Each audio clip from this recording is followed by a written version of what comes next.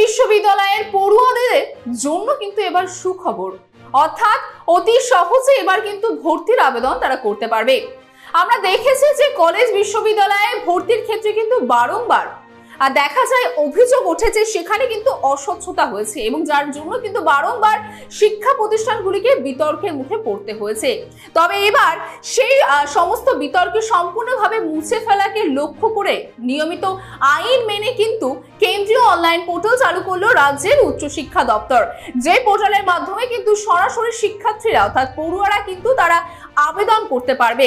আপনারা জানিয়ে রেখেছে আমাদের রাজ্যে মূলত 16টি বিশ্ববিদ্যালয় রয়েছে, যার মধ্যে 461টি কলেজে স্নাতক স্তরে 7217টি কোর্সে কিন্তু এই পোর্টালের মাধ্যমে কিন্তু ভর্তি হতে পারবে পড়ুয়ারা, অর্থাৎ সরাসরি তারা কিন্তু অনলাইনে আবেদন করে এই যে পোর্টাল রয়েছে এই পোর্টালের মাধ্যমে কিন্তু বিদ্যালয়গুলিতে বা কলেজে কিন্তু তারা ভর্তি হতে পারবে। তবে কিছু কিছু কলেজ কিন্তু রয়েছে যা কিন্তু এই পোর্টালের বাইরে রয়েছে, অর্থাৎ এই পোর্টালের মাধ্যমে এই সমস্ত কলেজে কিন্তু ভর্তি তারা হতে পারবে না। যার মধ্যে আপনাদের জানিয়ে রাখি প্রেসিডেন্সি ইউনিভার্সিটি রয়েছে, তার পাশাপাশি রয়েছে যাদবপুর ইউনিভার্সিটি, তার পাশাপাশি রয়েছে স্বশাসিত কলেজ, সংখ্যালঘু কলেজ, বিএড, ফাইন আর্টস রয়েছে, পারফর্মিং আর্টস, ট্রাইডস, নৃত্য সঙ্গীত কলেজের কোর্স প্রোগ্রাম। অর্থাৎ এই সমস্ত কলেজে বা বলতে পারেন ইউনিভার্সিটিতে কিন্তু সমস্ত যারা পড়ুয়ারা রয়েছে তারা কিন্তু এই পোর্টালের মাধ্যমে অর্থাৎ কেন্দ্রীয় অনলাইন পোর্টালের মাধ্যমে তারা ভর্তি করতে পারবে না। তাছাড়া কিন্তু বিভিন্ন কলেজ বা ইউনিভার্সিটিতে তারা বলতে পারেন ভর্তি হতে পারবে, সমগ্র দেশ থেকে যে কোনো স্থান থেকে কিন্তু তারা এই পোর্টালের মাধ্যমে ভর্তি হতে পারবে। এবং তার পাশাপাশি আপনি জানিয়ে রাখি যে এই পোর্টালের মাধ্যমে ভর্তির যে বিষয়টি সেটি কিন্তু সম্পূর্ণ বিনামূল্যে। তবে এই পোর্টালের মধ্যে আর কি কি সুবিধা আছে, যার জন্য পড়ুয়ারা এই পোর্টাল ব্যবহার করবে সে কথাও কিন্তু তারা জানিয়ে দিয়েছে। মূলত প্রতিষ্ঠান ভিত্তিক এবং কোর্স ভিত্তিক মেধা তালিকা একই দিনে প্রকাশিত হবে কিন্তু এই পোর্টালের মাধ্যমে।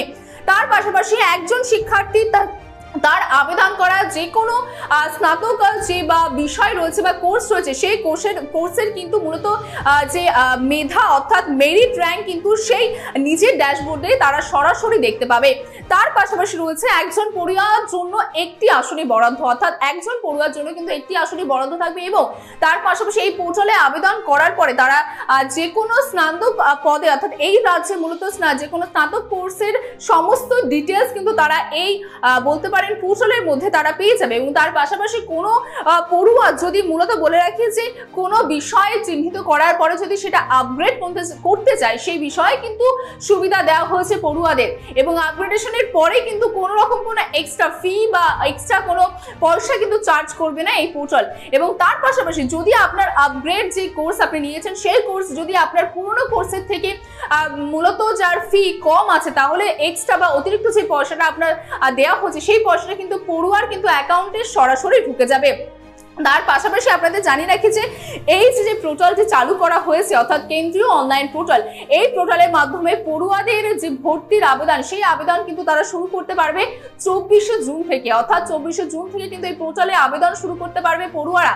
এবং যেই আবেদন প্রক্রিয়া অর্থাৎ প্রথম পর্যায়ের আবেদন প্রক্রিয়া কিন্তু 7ই জুলাই পর্যন্ত হবে। এবং অর্থাৎ 24শে জুন থেকে 7ই জুলাই পর্যন্ত প্রথম অধ্যায়ের যে আবেদন প্রক্রিয়া সেই আবেদন প্রক্রিয়া কিন্তু পড়ুয়ারা ইতিমধ্যে করতে পারবেন। এবং এই সম্পূর্ণ বিষয় নিয়ে কিন্তু বলতে পারেন রাজ্যের শিক্ষামন্ত্রী ব্রাত্য বসু কিন্তু এই বিষয়কে খতিয়ে দেখেছেন এই বিষয় নিয়ে ইতিমধ্যে। এবং তিনি যে 3টি শব্দ বারবার ব্যবহার করছেন তা হলেন স্বচ্ছ, সরল এবং সাবলীল। অর্থাৎ এই পোর্টালটি মূলত চালু করার একটাই লক্ষ্য হলো যে পড়ুয়ারা যাতে খুব স্বচ্ছভাবে মানে স্বচ্ছ প্রক্রিয়ার মধ্যে দিয়ে সহজভাবে এবং সাবলীলভাবে তারা তাদের আবেদন কলেজ বা ইউনিভার্সিটিতে করতে পারে, সেটাই কিন্তু এর মূল লক্ষ্য।